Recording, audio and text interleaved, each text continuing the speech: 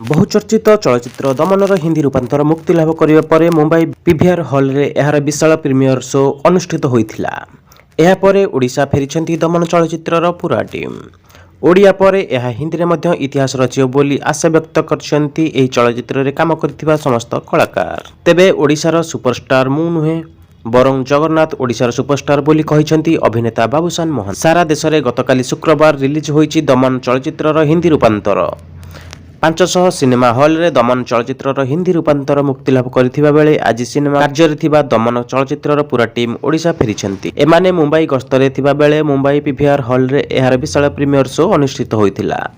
आज एमाने ओडिशा फेरिथिबा बेले बिजू पटनायक विमान बंदर रे सेमानकु भव्य स्वागत करा जायछि।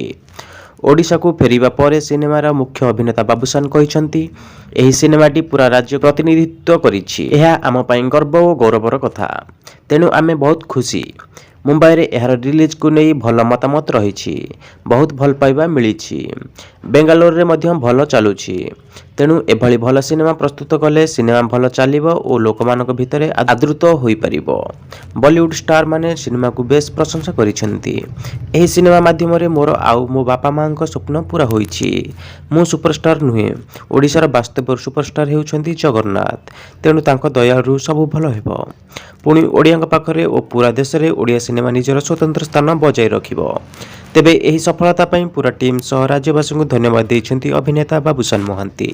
सेहीपरि एही चलचित्रर पार्श्व अभिनेता बा कंपाउंडर चरित्र रे थिबा दीपनृत्य कहिछंती एते बड़ प्लेटफॉर्म रे ओडिया सिनेमा रिलीज हेबा आम समस्तक पई खुशीर कथा। एथिरे पूरा ओडिशावासी को आशीर्वाद ओ भल पाइबा रहिछि। सेहीपरि प्रयोजक और निर्देशक मध्य सिनेमार सफलता यात्रा को नहीं खुश थिबा बेले समस्त दर्शकों को धन्यवाद दैछंती। आगकू एही भली सिनेमा प्रस्तुति पई प्रयास जारी रहिबो बोली कहिछंती। एथिरे चलचित्रर मुख्य अभिनेता बाबूशान मोहंती और दीपनृत्य दास महापात्रଙ୍କ समेत प्रयोजक निर्देशक संगीतकार और अन्य माने उपस्थित रही निजर अनुभूति वर्णना करिथिले। प्रथम ओडिया चलचित्र भाबे एहा जेपरि आईएमडीबी रेटिंग रे 9.7 पई दक्षिणी चलचित्र आरआरआर केजीएफ 2 को पछरे पकैथिला। एबे हिंदी रे मध्य सेही भली किछि रेकर्ड करिवो बोली निर्माता माने आशा रखिछंती। वर्तमान सुधा एही पॉइंट 8.3 रे पहुंचिछि। तेबे एही चलचित्रटी 2022 नवेम्बर 4 रे सत्य घटना उपरे आधारित जने युवक डाक्तरଙ୍କ कहानी को नै परदा को आसिथिला। राज्य रे 43 टी हॉल रे हा मुक्ति लाभ करिथिला।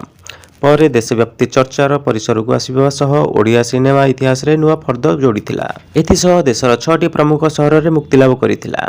एहार लोकप्रियता बुद्धि जोगु प्रयोजना संस्था एहार हिंदी डबिंग लागि मन बळाइथिबा बेले ताहा गतकाली रिलीज होईछि।